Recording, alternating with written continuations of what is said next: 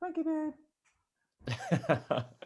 I'm joined by Sean Long, guitarist from UK metalcore band at While She Sleeps. Thanks for taking the time, bro. I appreciate it.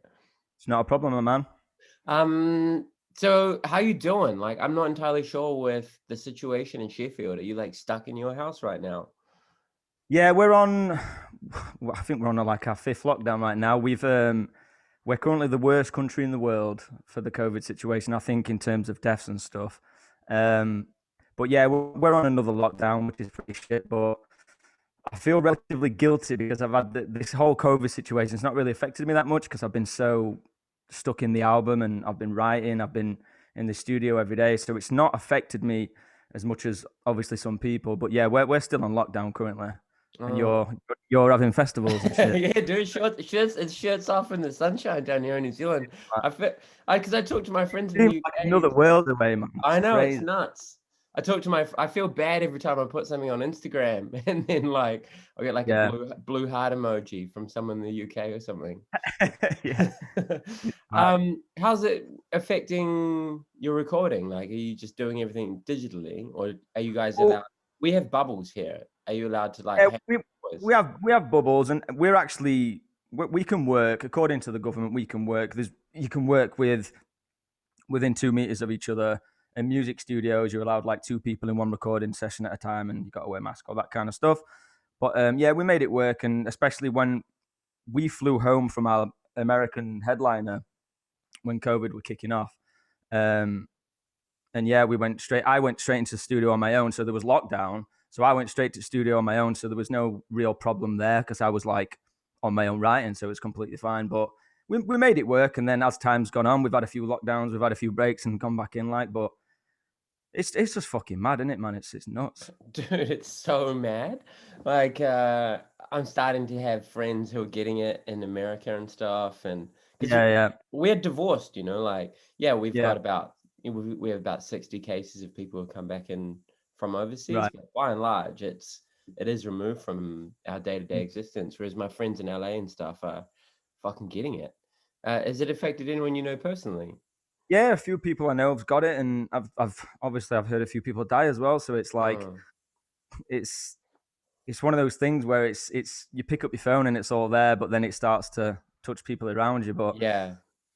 thankfully, no one's super close to me yet. But I mean, yeah, it's just a fucking mad world, man. It's fucking Yeah, yeah, it is. It is kind of like this dystopian future that we're living in now. Do you know what I mean? Like all the science fiction films we grew up with, yeah, and yeah. some of the narratives of heavy metal, and now we're walking through them every day. Dude, man, I just look at my phone. I said, right, how crazy is it today? Like that's what we're doing. Cool, cool. Put my phone down. It's fucking it's changing every day, man. uh, how do you deal with that mental health wise? Because I found moments where I've been just stuck in this thing, and it's just like a stream of bad news, and and then everyone's sort of like melting down around me, and I've had to go offline in order to recalibrate. Is that something that It's you're mindful of?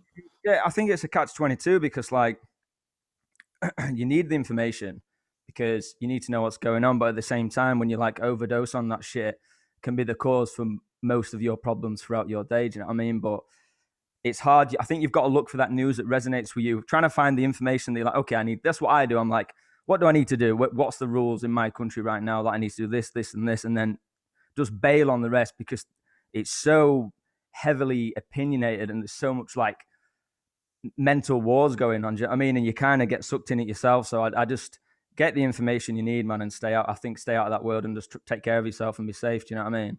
What's the conspiracy theory situ like in the UK right now? Because when it started here last year, we had people setting fire to like cell phone towers because they believe that like 5G caused Where COVID. there's a 5G there's a 5G tower just right next to our warehouse. So we're all still alive. We're not turning into aliens. Well, in America, obviously, we saw like the fucking Capitol get stormed by people who believed like insane shit from the internet. Dude, Is it's getting to the point where like nothing's phasing me. Like the next crazy thing happens, and I'm like, I'm not surprised. You know what I mean? So that's what it's turning into, a movie that's not phasing me anymore. It's crazy. Yeah, right. But in the UK, there hasn't been a widespread uptake of believing conspiracy theories. I mean, there's it's just split. It's always divided. There's the people that are following the rules that the government are saying, and like, if you don't follow those rules, you're a piece of shit. And if you do follow the rules, you're a piece of shit. And then it's like, you know what I mean? It's like you can't. There's no way you can get it right. And then a new piece of information comes out, and then everyone goes and follows that, and it's Yeah, just to right. watch it all. It's always changing, but like, yeah, it's just You nuts. you seem chill with that because well, I guess we're probably a bit ahead of ourselves. For those who don't know, you are you're part of While She Sleeps. You've been Yeah, together for what, 15 years? yeah, man. 2006, I think you formed. Since Uh, school, yeah, you've got 4 studio albums out, and you've got a fifth one coming out in April. Is that right? that's right. Yeah, And tomorrow you're debuting a new song on BBC One. yeah. This is our second single off said album, so I'm excited, It, especially after the studio all year. So I've actually finished the album now. So I've been non-stop all year. So finally now, I actually finished the album. I think I finished it about. By finish, I mean like mastered, done, completely done. I don't need to touch it anymore. I think that was like just over 2 weeks ago now, and I've not actually listened to the album since because I've just been melting my brain with it for fucking over a year now. I mean, almost 2 years from the beginning of writing. So I'm excited just to listen to our song get released from the comfort of my own home. Do you know what I mean? yeah, well, there's nowhere else you're allowed to go. Uh, Exactly. that's exciting, man. That must sort of be something that keeps you grounded during the wild time. You mean you can't tour? I guess a lot of your Yeah. income has depleted. Well, it definitely keeps me grounded because I mean that's what I mean. Well, I feel super guilty because like really nothing's changed for me because whether there was this COVID situation or not, I was going to head to the studio. Do you know what I Sure. mean? That's I know it's so normal for me to be isolated and write on my own anyway. So I'm one of those. That's my story. I've seen a lot of people have a similar story. Like so many people who have different routes through this COVID situation. People have had the worst of it. People have found some like new hobby and they're doing something and they've really loved this space that they've had at home. It's like there's so many different routes people have taken. But yeah, the studio and the band life's completely kept me busy and it's kept me sane really. I know the outside world's going mental, but it's kept me completely just doing my normal thing. It strikes me that, if I listen to the lyrics of While She Sleeps, there's a sense of none of us fit into mainstream society. Have- Absolutely, yeah. Right? Like, uh, where does that come from? Like, what was growing up for you? Like, have you always felt like a misfit, or is that something that's kind of become evident to you as you've gotten older? I think it's from school. It's not like I spent my childhood getting bullied or anything like that. I mean, I've seen it and I've been part of it. I've been bullied a little bit, but it's more so the going against the grain from an early age, even if it's something as simple as the music you listen to, which obviously comes with like, oh, you want this kind of clothing, blah blah blah, and you look different to other people. It You somehow turn into a little magnet as a kid for some form of criticism because it's not what everyone else is doing. Do you know what I mean? So as you get older, and especially as we've actually gained success in a band, I feel super empowered to talk about how good it is to do that because time will tell that it's going to be all right. Like, do the thing that you feel is right for you early on, go for it, take the shit, you'll be completely fine in it. And do you know what I mean? So, especially now in the songs, I feel, yeah, just empowered to really shout that from the rooftops. You know what I mean? Like, be as different as you want. Who gives a shit? And it's like, it always comes back around. You know what I mean? You can be bullied at school and you get the worst shit in the world, and but you know what I mean. 10 years later, you're in a band or something like that. That I hear that story all too often. So It's like you've taken like shitty experiences and turned them into something really great. of course, yeah, and don't just like maybe you do try something new and it instantly gets rejected and you back away and you quit. Do you know what I mean? Or you don't want to do that again because you've just felt it didn't feel good. Then don't like stick it out. Is what I'm saying. Yeah. And I guess that experience and that concept underpins Sleep Society. It's kind of like this is a gang for misfits. Come join us and hang, and we're your people. Well, yeah. Well, when we was talking about the initial idea, I had this thought. It's a little bit of a blown up thought, but I like the idea and it's kind of how the concept developed. I was like, let's say in like a playful sense, like if we could write a society, how would we do it? Do you know what I mean? It's like, would capitalism and like big banks and business, would they be the top of the pyramid? Probably not. Like I think what we'd have at the top of the pyramid would be creativity and being yourself and expressing what you think's important. Do you know what I mean? Like maybe in schools, the thing that your kid gravitates towards at an early age, you actually guide him in the direction instead of cutting off those walls and saying, no, you need to finish the maths test or the English test. I mean, but actually the kid, you know what I mean? Or like the kid actually wants to go exploring, etc. You put whatever you, so that's how it started with this playful idea of like, how would our society look? Do you know what I mean? So then that kind of blended into like, look, if we built the society for all the misfits, like you say, we can kind of save the industry together. And by doing that, it's worked because the narrative that we've gone with is that music's basically free. Do you know what I mean? Which is, it's not free, but in terms of an artist perspective, it's extremely free. So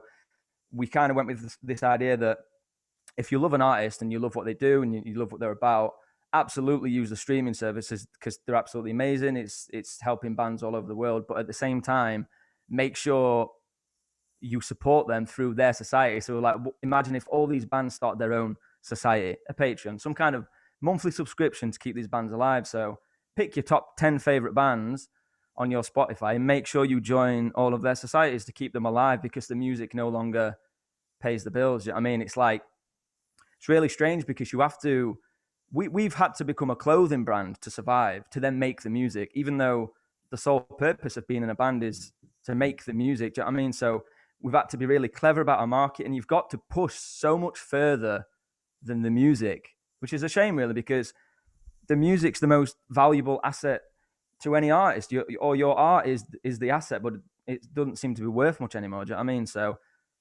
yeah, that's basically the narrative and the premise behind the society. For those who are unaware, Sleep Society is, I guess, yeah, like you've explained, like a Patreon subscription with 3 different Yeah, tiers that's it. where you can pay a certain amount every month to support while she sleeps, and Yeah. you get access to videos and tutorials and merch and Also, like glimpses, all sorts of shit.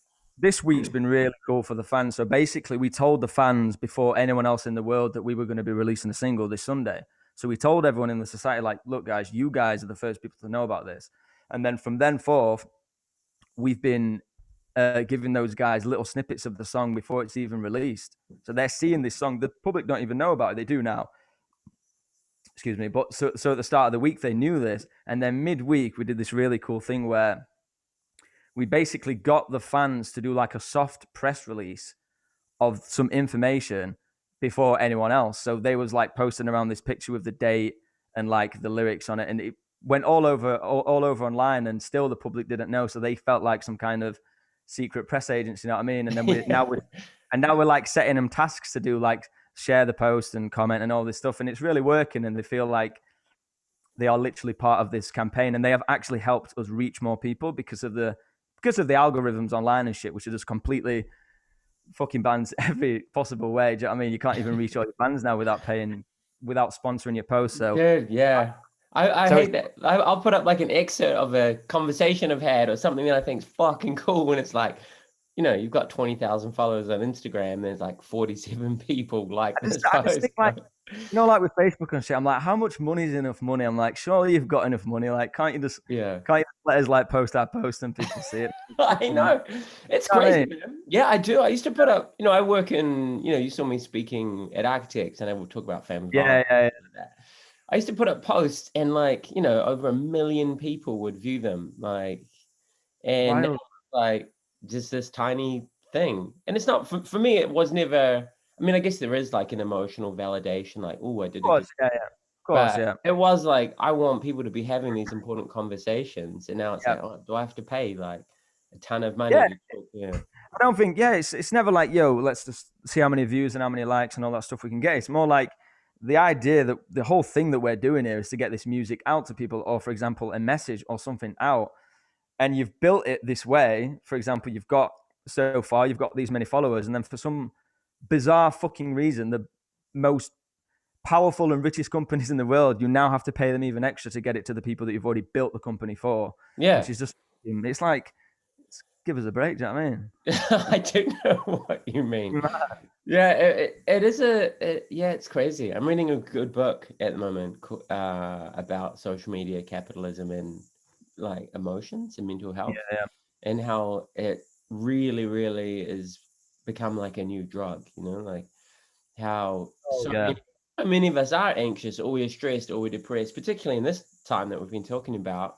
And Yeah, yeah, social media sort of becomes this treadmill where we're always searching for pleasure. And now they make us pay for that buzz. yeah, yeah.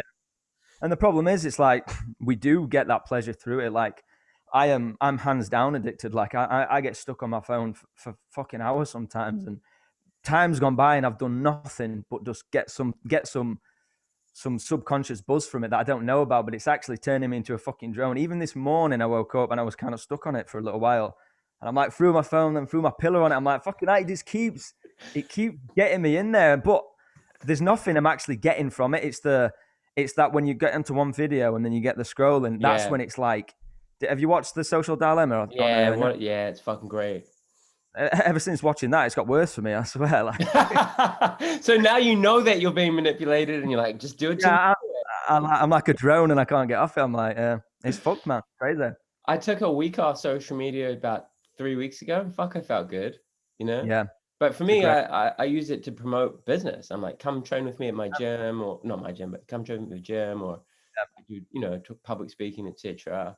And Yeah, so many people don't bother texting or calling anymore. It's like they'll send you a message, like personal friends, and you kind yeah. of you're excluded from events and birthdays and basically everything if you're not on there. So it is hard to find a balance, man.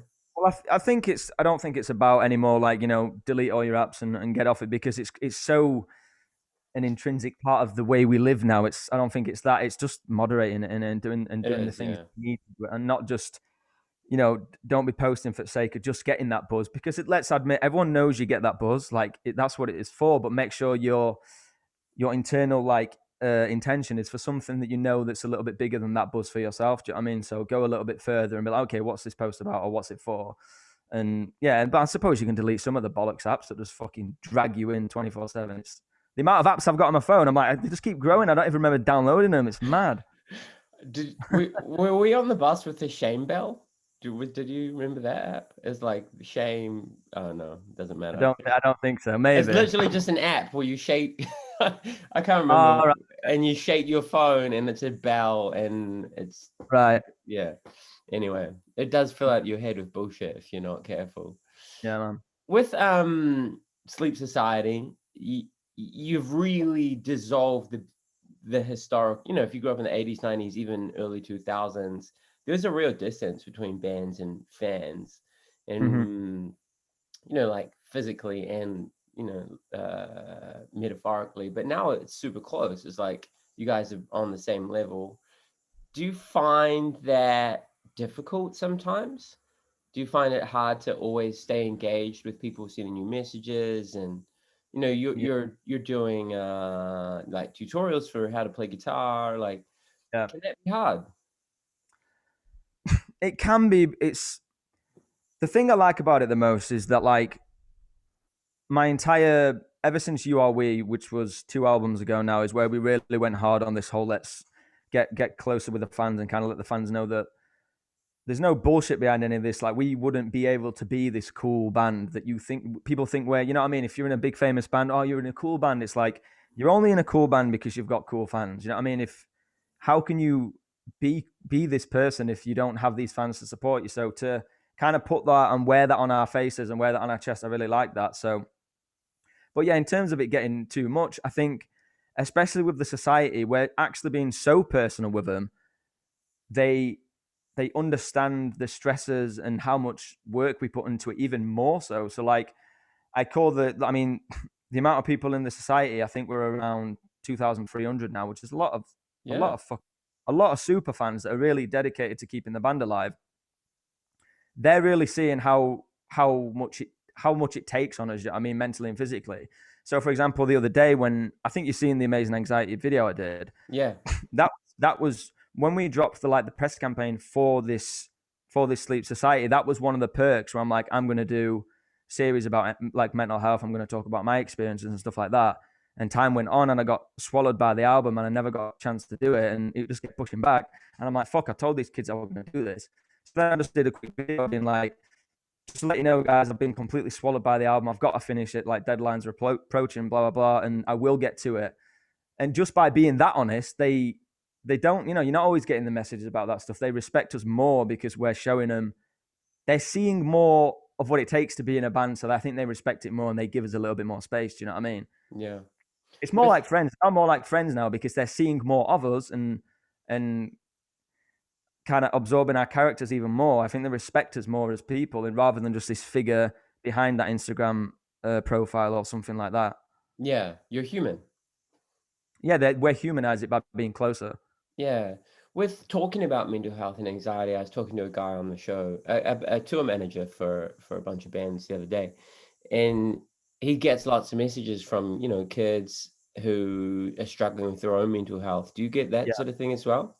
I do get that, and those are the ones that I will reply to more than any other ones because obviously I get a lot of messages about all sorts of shit. Really, just it could Yeah. be, Hey, bro. it could, Yeah. yeah, just all sorts of crap guitar or just a song. But it's those ones where you can kind of, when you read something, it either resonates or it doesn't. And I think like usually these people that kind of want some help, they really want some help. They're not just messaging me for a cry for help. They wanting some advice, and it'll be a lengthy message. I'm like, okay, they're the ones that I'll reply to because I do know it can help drastically, even just by a few words of advice is more than enough for some people. I mean, especially if they're obviously some people have messaged me saying that they're close to the edge. I'm like, I can give them that support, no problem. So they're the ones that I'll give my attention to for sure.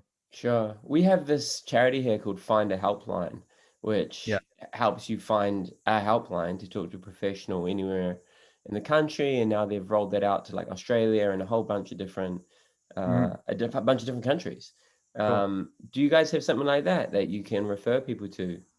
I think so. I think there's a new thing where you can just text this Yeah. number and someone will chat with you, which I think's cool as fuck. I mean, that's new age shit to me as far as I know. I Mm. know there was always that like a company called Call Frank about like drugs and stuff, and you can ring them and you talk to him. But I think it's super cool that you can just text and there's someone there all the time to just talk to you. Do you try And and just like, refer like real heavy cases to something like that? Or I don't personally. I mean, That's not that I'm against it or anything. It's just never been. It's just nothing I've ever done before.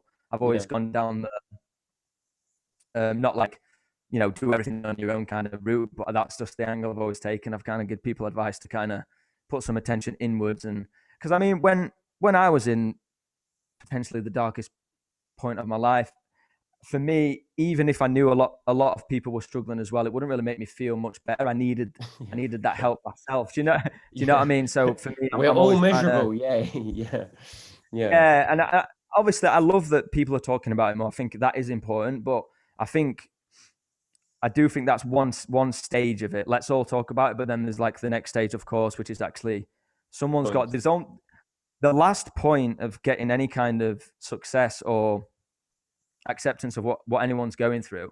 That last point has to be made by the individual that's going through that. So obviously, I from experience, I had everyone's support when I was in a dark place. Everyone around me, my girlfriend, my mum, my family, my friends, everything support.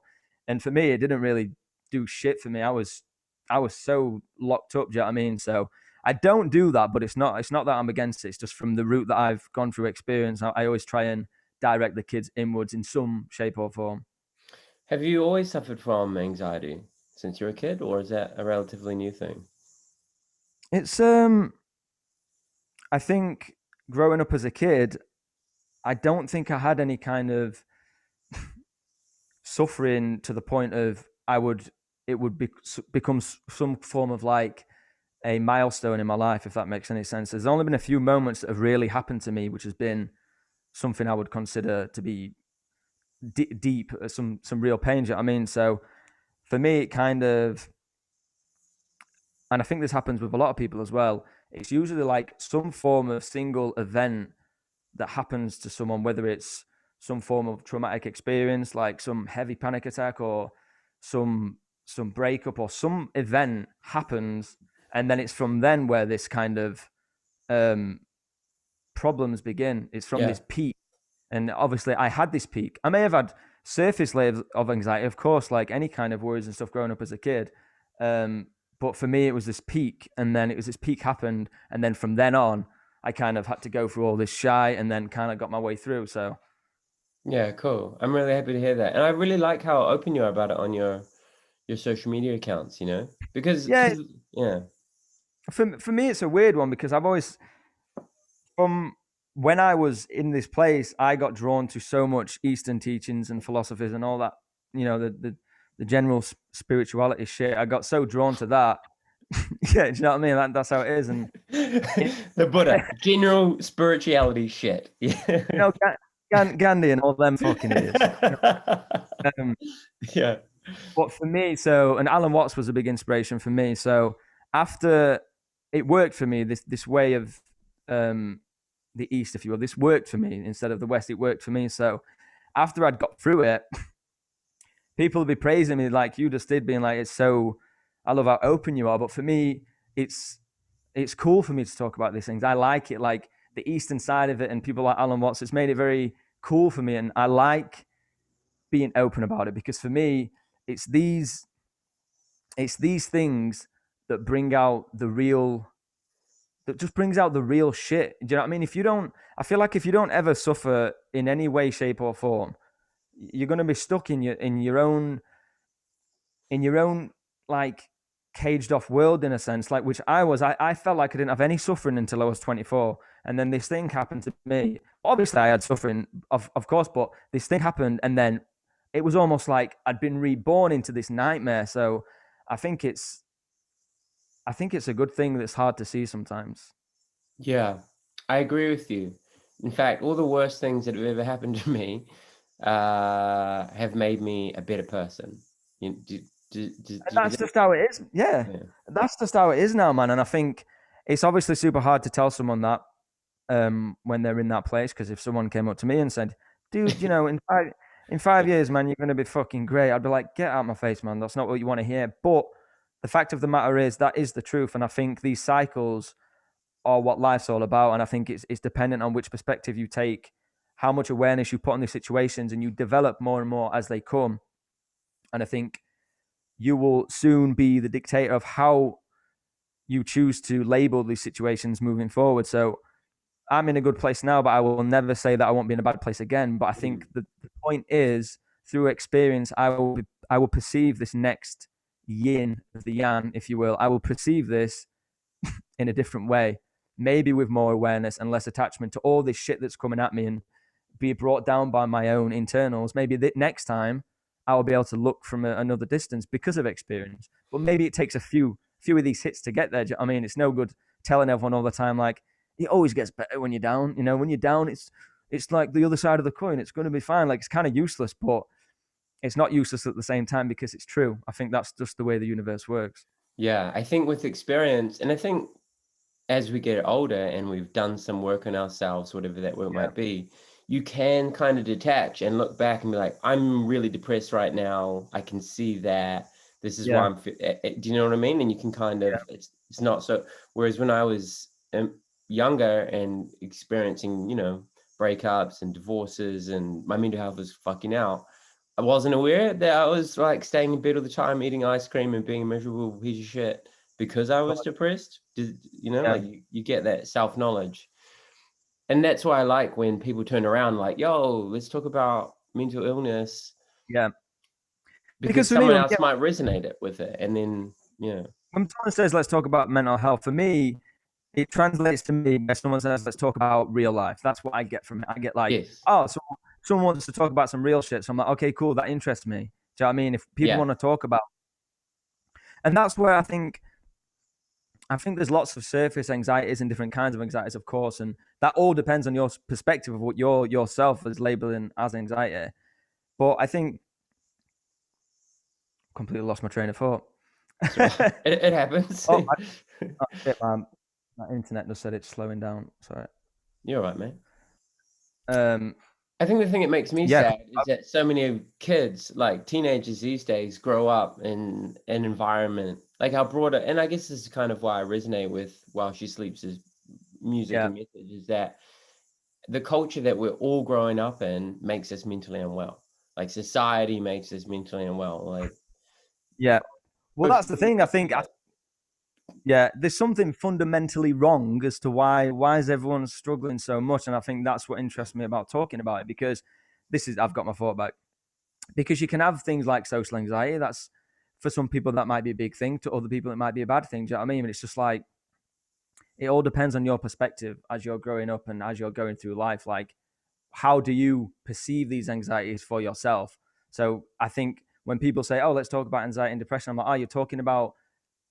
For me, you're talking about something that is going to lead to more awareness for yourself. Like when people mention that, I'm like, because that's what it was for me. The more I, almost like the more I suffered, the more I actually opened up and found out more about myself, and more space arrived in my life after going through all that shit. So when I hear it, it really interests me.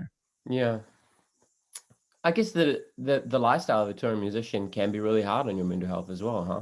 Like, Yeah, man, it's a stereotypical world, man, and I got fucking drawn into that stereotypical life from the very beginning. And I think that's one of the reasons I ended up having this kind of pinnacle moment, which kind of destroyed a good 5 6 years of my life. Do you know what I mean? So it's a shame, because that stereotypical band life is a thing, and I only realized I was in it until after I kind of came through this bad side of my life. Do you know what I mean? So it's crazy how it can consume you without you even knowing about it, and it for happens to so many.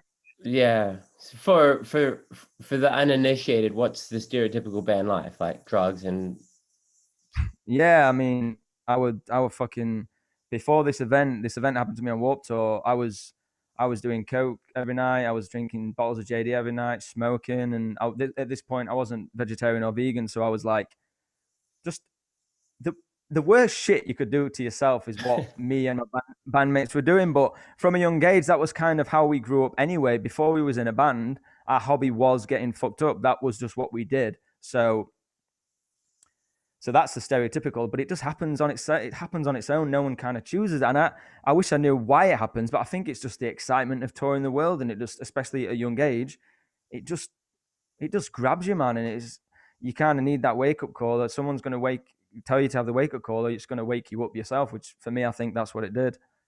yeah, I always wonder how, like my dream would be to have a touring health and wellness company to go on tour with my favorite bands. You know what I mean? Yeah, Like, that's all right, boys, we're fucking doing yoga today, and they come back, and here's green smoothies, and we're gonna do our meditation, and goal, then bro. That's where we're like, heading to. I want. and and unfortunately, not unfortunately, but the music industry has changed, as we've been talking about. With the money's just not in music anymore to Yeah, even do that sort of shit, right? Like a band would have to finance it itself, whereas historically a record label could do that. Uh, yeah, and I mean, like, even just to try to be healthy on tour now, even if you, even, this is what I found out about touring, and this is what people need to know about artists, I think, as well. It's unhealthy just to be an artist. Like, however uh, way you look at it, even if you're a fitness freak and you're a vegan and you do everything right and you're an artist as well, it's bad for your health, man. Like, the creative process is bad for your health, man. I just sit on this fucking desk all day. I'm in bad posture. I don't drink. I don't eat. I know what I mean? I'm up all night. Excuse me. And then you tour, traveling in general is just fucking bad for your health. It's like, I don't think people know that it's just really punishing on a person in general just to be in a band in itself. Like, yeah, I didn't realize that till I've hung out. I mean, I've hung out with bands and been involved in yeah, yeah, like of the course. hardcore scene since I was real young. And I remember my first sort of tour driving around, and I was like, fuck, this isn't even fun. Like as a teen, I was like, this is shit. I'm real tired. Like, It's why like, would oh you? yeah, Yeah. do you like sitting down for like 15 hours a day? Yeah, I With know. no food, and any food you get is just basically a block of sugar. It's like, I know. okay, You'd love it. It is pretty funny because I don't know if you remember shows like MTV Cribs and all of this. yeah. And it really glamorizes being a fucking artist. And Well, like that's you say, when it's it's a available. yeah. Now it's like you say, now it's brutal. It's like Doritos and poverty. And Yeah, oh, dude, big time. And it's like, I wouldn't change it for the world. It's like, I mean, dude, we basically, when we were starting out, we all quit our jobs and we went touring around Europe. We all got paid £2 each a day. That was our budget. So £2 a day each, and we spent that on a bottle of cider. So that was our beer money, and then the rest of the food was either hopefully some rider from the venue, or we would steal pasties and shit from like service stations on the way. So that was Wow. that's how we did it. We was like little shitty thieves. Wow, that's an interesting story. Um, But the beer came Shoplifting. first, you see. Yeah, yeah, yeah. Well, that's also interesting too. Yeah, yeah, Yeah, it's yeah. Wow, that's gnarly. You're basic, yeah. But things are better now, obviously, huh? Like, oh, of course, yeah. But I mean, the thing is, like, we're doing really well, but it's like we we do really well, but we have to go 100% every day of the week. I mean, I've had probably no more than 5 days off this year. I've been non-stop, and I love it. Like, I can't stop because I love it. But a band like us, it's like you stop for 5 minutes, it's just the money stops coming in. You have to treat it like constantly. a for real business, and that whole, like you said, that glamorized aspect's gone, and this is the new reality. So I think, yeah, well, you've just got to fucking churn it, man. Like, I can't remember whose video budget we seen or heard about. I think it might have been Limp Biscuits, but I think it was like Break Stuff or something fucking nuts. And their budget for the video was like $500,000 for the fucking video from the label. You know what I mean? And like we're lucky enough to scrape fucking 20 grand or whatever. It's just nuts. Like the way Yeah. it shifted. Like if we was born a few years earlier, we might be all right in terms of just selling CDs, but especially with the new age now, people are used to getting that music for free. It's if you don't get it for free, it's not really that normal. Who the Mm. fuck's going to pay for music? It's like it's turning into water. It's that diluted. It's free. You get it for free. You wake up, music's free. You only buy it if you really like the music and you support the artist, but you don't have to do that. £10 a month for 50 million songs. That's free to me. Do you know what I mean? Yeah, that's really sad because like, I changed my name to hardcore Music's because I shit, bro. love music so much. Do you know, like it's That's what I so mean. it's crazy. Yeah, it's a tough one. Because don't get me wrong, like I mean, I pay for my Spotify, I pay for my iTunes Oh, yeah. subscription, but I'm not buying albums like you're talking about. Me neither, dude. I struggle to buy albums myself. Obviously, I'm stuck in the band world, but it's just that's the way. That's what fucks me up about it. It's like music is no longer perceived as special as it should be for a very long time. It should be And like this yeah, but it's prestigious kind of yes. creation, and it's not. It's like any you can get it anywhere. It's free, and the artist will just keep making it. Don't worry. It's kind of like that feeling to it, and that's why there's loads of shit music out there and all. And that which is fucking annoying, right? I think about that. I think about a lot of the messages that young people grow up with, like from mainstream music, are really shitty messages. Like they're really, really shitty cultural ideas transmitted through music that makes fuckloads of money. And That's then the that's the annoying thing is because that bollocks makes the money. So how on earth is anyone trying to break through, trying to speak about something potentially real, when people are only singing about making money that makes the money? It's kind of ridiculous. It's kind of this never-ending cycle of brainwashing the young people as soon as they decide to put some headphones on. It's fucking nuts. it is fucking nuts. And then we're like, why are all the young people fucking miserable? Yeah. Yeah, because they actually glamorize being miserable, especially these rappers and stuff. Like, of course, not saying any of them are talking shit or lying, but it's definitely glamorized to be down. It's actually they've put some cool spin on it. Mm. Not all of them, but some of them. They've definitely made it accessible for people to see that that's very normal for people because these rich people, these successful people, are also in this state as well. So it depends. It depends what artist. You know what I mean? I'm No, not no, spreading on all of no, I them. know, I get what you're saying because I've been thinking about this a lot. Like we had I love hip hop. I've Say, always yeah, loved hip hop, but there has become. I can't remember who I was talking about this with recently. We have kind of romanticized and turned having shitty mental health into a brand and like a personal brand, and like you see a spate of hip hop artists dying from the drugs that they're rapping about, and their music is it's really a call for help in some ways, and yet it's normalizing taking fucking heaps of Xanax and swallowing it yeah. down with Jack Daniels, and like that's your Massive, thing. it's a massive catch-22. Again, it's like it. It's needed to sing about those things. We sing about Yeah. those things. I mean, it's nothing but reassurance and inspirational and enjoyable for anyone involved who experiences those things. I think it's needed, but at the Yeah. same time, I think there's a specific way you can do it, where you can make it meaningful rather than more of a fashion item. Which a lot Mm. of people, I've seen people start up.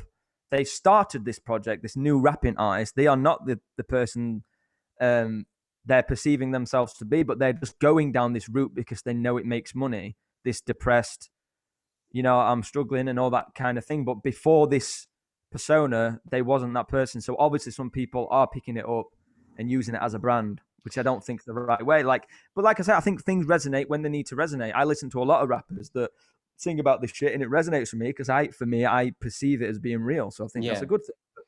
You can't Yeah, have it no, both. I'm the same as you. I guess for me, I worry about if that becomes like if having poor mental health and not dealing with it in a good way is Mhm. so part of your identity, there's no inspiration to change and to heal and do that work and get into Eastern philosophy and That's right. go to the gym and see a therapist or whatever it is. It's kind of Yeah. like, this is who I am, and I stay in this stuck place, and then, you know? And I worry that Yeah, lots of kids growing up can absorbing that idea. absolutely. And the longer that they build up that identity, the longer they keep adding things to it, the harder it's going to be to let it go because they like it. Like people like, everyone likes their identity, whether it's a good identity or a bad identity. Like I loved my party identity that I didn't even know, and I didn't actually realize how hard it was for me to let go. I speak to my girlfriend about this. Like every weekend, I still get this like party rage in me. I'm like, fuck, it's Party Friday. Like, rage. Party I'm rage is a saying, great term. Can you make a t-shirt that says party rage? yes. Like what I mean, it's Saturday night tonight. I'm like, shit, maybe I want to go out and get wasted, but I actually don't, because even if I do go out and get wasted, I know it's never what I really want. It's more of a mental image of what I Mm, want. So for me, that was a part of my identity which I didn't want to let go because I must have built it up so much as a kid, smoking and drinking subconsciously. I must have been saying to myself, it's pretty cool to do this, and I like doing this, but actually, I never really got anything that I wanted out of it. So yeah, for these kids, the longer that they absorb the idea that it's cool to be down, because so many people I know are down, it's going to be harder to let that up. are you sober now? Are you like in recovery? Do you No, know? to be fair, I was never. It was never like It's hard to describe, man, because when I take an outside perspective, it looked bad. But for me, I know I was never like some crazy drug addict drinking all my shit going to shit. It was never like that. Basically had my shit together. But when I had this event, we'll talk about it later if you want. I had this event for myself. That's when I realized I'm like, this is not actually very good at all. You know what I mean? That's what made me realize that it's really weird that when you're in it, it just doesn't seem that bad at all. And I know so many people that are still in it because they've not had the chance to have another look at it from another perspective. So but yeah, I'm not sober. Like I'll have a drink every now and then, but in terms of going out, I mean, I used to go out 4 times a week. Do you know what I mean? And just that was just what I did, and it was just for no reason whatsoever. So yeah, I'm not sober, but I just don't. It's just Yeah, not you on got a my. handle on it. You're a moderate drinker now. It's not on my to-do list anymore. Do you know what I mean, it's Yeah. Yeah, I do get it. Do you want to get a glass of water? You seem like you got a cough there. Oh, you got one? All right, cool. I don't want to I keep. have I have a little bit of a twitch. I've got like mild Tourette syndrome, so that might be some of that. Seriously? Really? Mhm. Oh, what does it? I always understood Tourette's as uh Verbal. verbal, yeah. Yeah, so it's like you can develop tics like this. I'm holding a lot of them back right now, but Oh, I'm sorry. I didn't oh no, it's all good, man. It's a common. Everyone's all the time. Are you sick, dude? What the fuck's wrong with you? I'm like, no, bro. I get quite a violent like neck twitch, which is really. fucking. Yeah, it's really really frustrating. It's a really Wow. strange thing I have to deal with. So weird that I What can. yeah, right. I don't know anything about Tourette's really. What? Yeah, just if you just stick in Google, just put in tics, Tourette tics, and it's almost like some people develop um tics before they start screaming fucking shit, basically. So, but my dad had tics as well, so I think I've developed it from my dad, maybe, and maybe that's some anxiety manifesting. I'm not sure, but the real fucking strange thing about this thing is that I can kind of control it, as you've seen. I'm not twitching like crazy, but my girlfriend's probably laughing that I twitch fucking hard at home. I'm like fucking, I'm knocking my, if I've got a hat on, I'll twitch my hat off and all. So I'm a shaking, twitching mess. But if I need to, I can stop. But I want to stop. It's annoying. I get pain in my neck. It really hurts. I hate it. Like, but it's an addiction. You know, like when you have a pain on your tongue or your teeth and you keep touching it, it's the same thing as that. So it's a weird one. Yeah. Oh, I want to give you a hug. That sounds hard to deal with. It's all right. It's not the worst part of my life. It's so good. So Take you're, the hug there. yeah, right. So, but you, yeah. Here's a hug from New Zealand. It's very warm. um, you have been referring to this incident that led you down like several years of poor mental health. Did you want to talk about that? You don't have to. Though.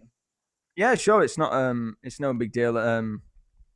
So worth noting before this, I think I was diagnosed with mild asthma when I was a kid, so that was on my radar.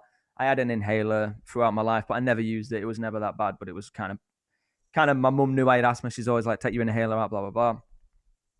And there'd be a few moments throughout my life when I'd get shortness of breath, where I kind of can't catch my breath and I have to take a minute and trying to catch my breath. Which you can breathe, but it feels like you can't. So that's like shortness of breath for me, and it generates a little bit of anxiety of the fear of not catching your breath. But I always got it; it always came back. So yeah, after years of partying and doing what I was talking about, we were doing our first Warped Tour. I think 2012. I think I was 24. So like I said, basically doing coke every night, JD every night, literally nearly polishing off a bottle of JD every night. And we had a show, I think it was Vegas, and I think it was the hottest Vegas ever in history of Warped Tour, this Vegas. So I played this show, and with Warped Tour, you never know what slot you're going to play. So it can be any time. So we party every day, and your tour manager walks in and says, yo, you're on at 10 o'clock. You're like, fuck. And we were on at 10 o'clock. So obviously got up, played the show, and it was after the show I literally walked off the stage and I couldn't catch my breath. Now you add that with 10 years of fucking partying, the night before hangover, this heat, I couldn't, and the thing is, this time I couldn't catch it. Like I get kind of shivers thinking about it. It was awful. So I couldn't catch my breath. And then this thought came and it said, you can't breathe. So I'm like, so I hit this wall of panic. I'm like, I cannot breathe now. Like, so after that moment, I'm like, okay, can't catch it. This is bad. Obviously, I went into an insane kind of panic attack, and it was absolutely traumatic. So that was the event that set me off. It was absolutely hands down the worst experience of my life, I'd say. So, but the interesting thing is, it was everything that followed after that, which made my life hell. So any typical anxiety related symptom followed me after that. Like I had insomnia for a good year and a half. I couldn't sleep. I couldn't go out. I feel like I could have been diagnosed with, agoraphobia. Like I couldn't leave my house for more than a few meters thinking that I was going to have this panic attack. And I struggled to move very far away because my mind would just generate this fear that something's going to happen. I'd go and try and walk over to woods, and I'd stop because I'm like, what if I die in the woods? So much insane. All I can say is the typical shit that everyone goes through followed me after that event, and it was just hell. Like really hell. And that's where I say depression because I didn't have depression. I got depressed because my anxiety just wouldn't let go. It was I've got a lyric in a song. It said, don't want to be awake, don't want to sleep. It was really that bad. Like I didn't want to go to sleep because I couldn't sleep. Like my heartbeat was keeping me up, and I didn't want to be awake because I was only just counting the hours to try and go to sleep. So, and that was for so long. So and that's where all my empathy, compassion comes from, especially for people struggling with, I would say, existential anxiety, really like scared of your own beingness, your own thoughts, walking on eggshells in your own mind, and being alive in general. That's where I get my compassion for people that are really fucking struggling, like social anxieties and stuff. Like I deal with that, and for me, having done this big dip is nothing to me. I get nervous for interviews, but it's not. I can hack it. It's no problem for me. Do you know what I mean? It's those things that really where I want to help people the most, this entire fear of being alive, and that can bring it off. Do you know what I mean? And I experience things like suicidal thoughts, which I never thought I would. And I'll add to the journey, which is kind of what brought me onto Eastern healing and spirituality and stuff like that. So my mum struggles with these kind of things. She has in her entire life. Oh, let's take a drink. Sounds like I'm chewing on some fucking some shit. Yeah, my mum's experienced this her entire life, and I really wanted some tablets because I was in so much pain. Nothing was happening for me. Nothing was working. So I'm like, Mum, I really need some tablets. I went to doctors. They offered me like therapy and stuff. I'm like, you don't understand how bad this is. I need some fucking tablets. So I went down with my mum. I'm like in tears at the doctors. I'm like, just please give me something. I just want it. You know, there's this weird universal feeling I think everyone gets at these points where they want to take something to get rid. And I experienced it. You do want that. You think there's a secret pill. And I wish there was, but that's what I thought anyway. So I got these tablets that I wanted. These I don't know, I can't remember what they were called, some heavy antidepressants, anti-anxiety, SSRIs, I think they were. Mm. So I finally got what I wanted, and I got home and I started reading the side effects. And one of the first side effects was suicidal thoughts. And I'm like, well, I can't deal with any more suicidal thoughts because I've already experienced a couple of those and they scared the shit out of me. So and at that moment, I threw my tablets at the wall, basically broke down and crying. It was that moment where it was like a make or break kind of situation. I'm like, it's either I'm not taking the tablets, I'm not, you know what I mean, I'm not going to kill myself. So it kind of made way for this new route, which was the full natural, full Eastern philosophy route, and that's how my journey kind of began to heal, I suppose you could say. Thanks for being so honest, man. I really, really appreciate that. I this is I Well, think sorry, let me just add. I mean, for me, the the the the manifestation of it was shortness of breath. And I said in my Amazing Anxiety series that might seem like nothing to people, but for me, it was the biggest hell I could describe. It was a real life nightmare, a real life nightmare movie for 4 to 5 years. So I think that's what people need to realize. It doesn't matter how small it might seem to you, to other people. Sorry, it's big for you. That's the truth about it. It sounds like nothing on the outside, and I will never be able to write in words what it felt like for me on the inside. You can't. That's why I don't like this relatability when everyone's like, I have anxiety, and it's like me too. It's like, but the way that they could vary from one another and how Mhm. deep they all go is it's so vast. It's unreal. It's almost not worth saying. Sometimes it could be so vastly different. Like, I really relate to what you're saying. I was put on Xanax for a minute after I had this really horrible breakup and this really fucked up relationship, and I felt really suicidal after all of it. yeah, And they put me on Xanax, and at first I was like, "Oh, this is why everyone raps about Xanax. It feels kind of good." yeah, But I started feeling much more suicidal, like thinking about killing myself of far more than I already was. So, like you, I stopped taking them, and I enrolled to run my first marathon. Like I yeah, needed, so I just got in. I mean, I've always been a runner, but yeah, when I was, yeah, mentally unwell, that kind of fell by the wayside. But yeah, I stopped taking the pills, put on my shoes most days, yeah. put on my favorite tunes, and just that kind of. And I see a talk therapist, I see a psychologist, and Right. those two things in conjunction with having the best fucking friends, Yeah. that really helped me get better. And I guess that's the sort of stuff I try and talk about. That there's not just one thing that will get you better. There's a whole conjunction of really like you have to build your lifestyle around your mental wellness. Like if You you, yeah, you get given this choice, I think, and like you said, you may have had a similar choice where like, look, this isn't working. I've got to do something else. yeah, There's an answer. I believe this.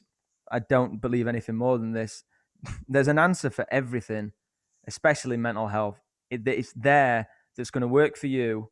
There's it's out there somewhere. So you have got to have faith, and that's what I put my faith in. That it's there for every individual. It's going to be different for everyone else, but the answer is out there somewhere for you. So I think that's something that people need to hang on to and really, and especially if you hit this wall, for example, like maybe me and you hit, where I was like, I'm not going to kill myself, but I'm also not taking this bollocks in tablets because I've heard nothing but terrible stories about them. Like, also, I'm not saying that they don't do good things, because I No, know they yeah. do. Yeah, I want to put that out there too. Like that can be really Absolutely. important for people.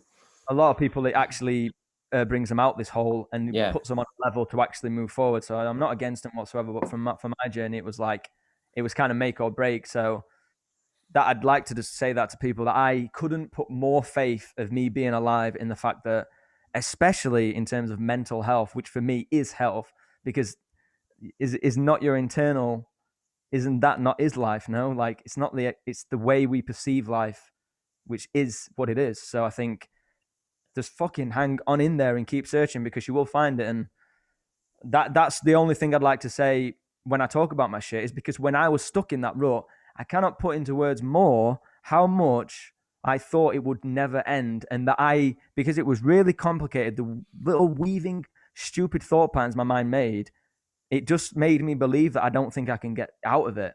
So I couldn't. I knew I wasn't going to get out of it, and I did. So that's the one thing I'd say, is that make fucking just hang in there and keep searching and have a bit of faith. That's a really important message for people to hear, bro. Like it really, really is. And I really resonate with what you're saying. Because I'm like, I'd be like, I'm fucking vegetarian and I'm straight edge and I haven't done drugs forever and I'm doing all the things. Why do I still feel like this? You know, like I'd wake up at 1 a.m. and I'd be awake at 6 a.m. and be like, fuck, you know, like maybe I'll You're like start picking doing it, drugs, you know? picking it all off. Like, I'm doing all the good shit. Yeah, well, yeah. But it really is a process. Like you're not Yeah, just gonna. It's not like you break your leg and you go to the doctor and get a cast on your leg suddenly better. You have to do no, rehab and fucking blah blah blah. It's the same with your mind, and it takes longer, like you say. So I yeah, and think what you're saying is so important for people to hear. I think people need to, like, saying you're ticking, I'm doing everything right, and people do this. They're like, I'm doing everything right. I still feel like shit. I give up. It's not working. But I think we need to enter into each day as like a brand new experience, because I think one of the big problems for me is, especially mental health, especially when you get diagnosed from a doctor. I'm not against doctors as well, by the way, but I could have got diagnosed, but I didn't. All I would have had to do is go one more time, and I would have been diagnosed with a lot of shit. And what happens when you get diagnosed is, especially in this new state of anxiety, you're like a fucking sponge. Your mind loves anything. It'll grab onto anything. So when you go to doctors in fear, you're like, look, I need to know what's wrong with me. They tell you, you walk away with these labels. And from that moment, in that state of fear, it's very hard to remove those labels, which I've experienced with my mum, bless her, because she's really bipolar. And she's really up and she's really down. But I think that the problem is, when you carry these identifications, especially, sometimes it can help. Again, I'm not saying it's a bad thing to go and get diagnosed whatsoever.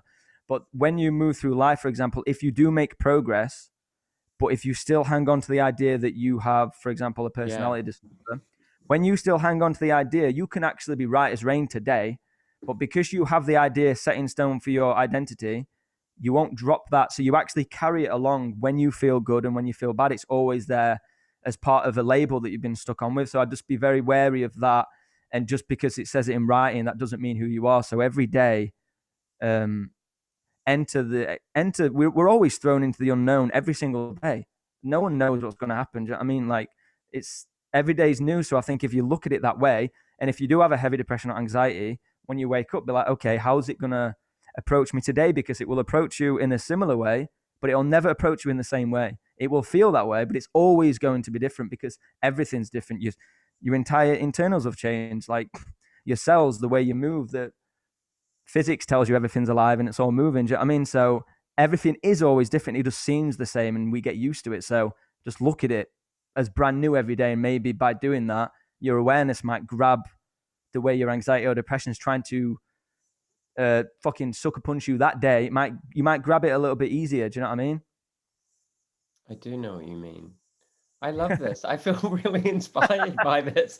I'm all like, yo, this is kind of like a group therapy session we got going on right now.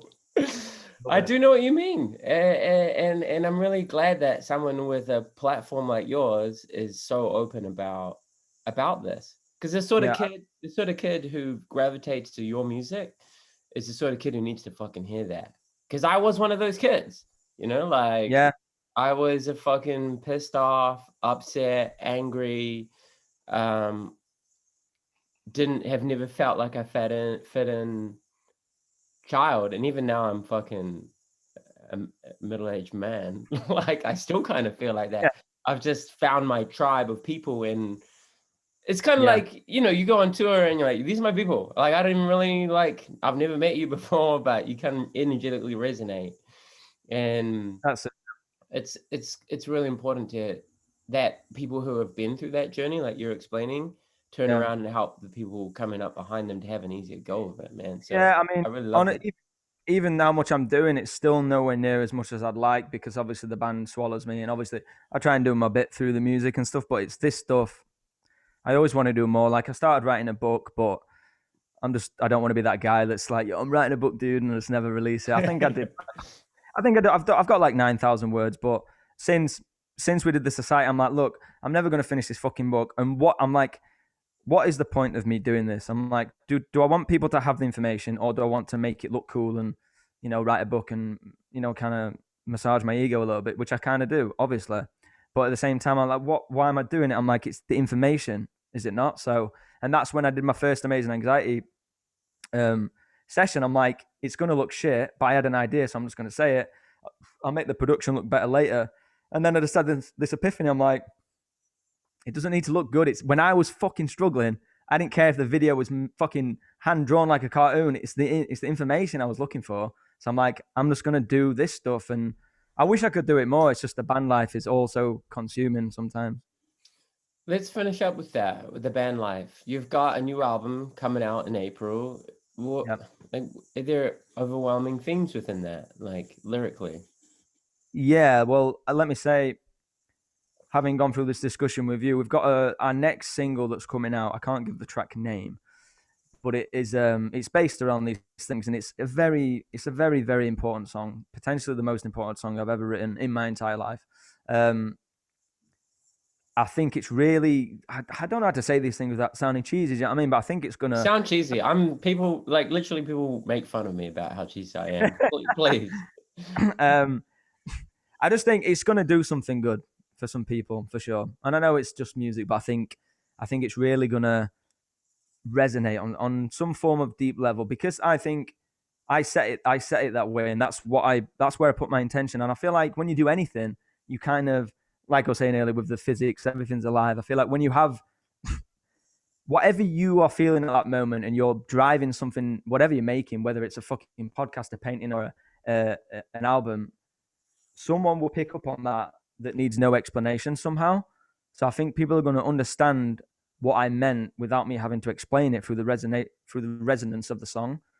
So that's what I'm looking forward to, and that's why I always look forward to with the music, is because there's something in there for everyone that you never know how to explain it, but you get it. You know what I mean? You don't have to write a book about it. You don't have to know good literature to be able to tell someone you know what this song means. You feel something else, and I think it's that the unspeakable part of it all, which I'm looking forward to people hearing on that song. But that's not the one that's coming out tomorrow. That's the one that's coming out after that.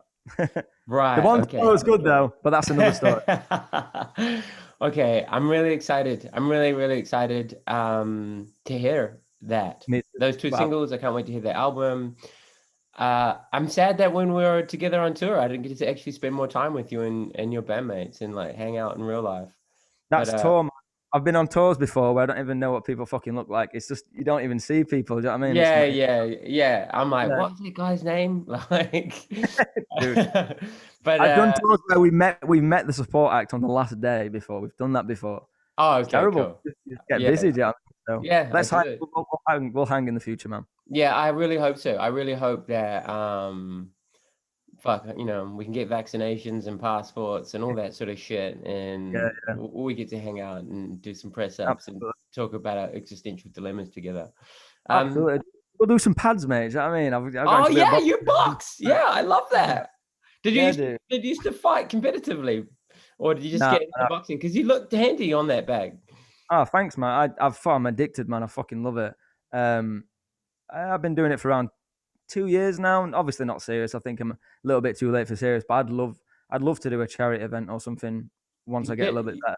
man, the UK's got such great gyms. There are a million ones. over Yeah, there. I really love it, man. I'm fucking addicted hard. Yeah, rad. Yeah, I've done, if anyone who's watched me talk before, I've done martial Yeah, arts for like 30 years now, 28 years, I think. And yeah, I used to fight and stuff. And it saved me the way music saved you. You know what I mean? yeah, And then music on top of that. Those are the two oh, things yeah. that were my people.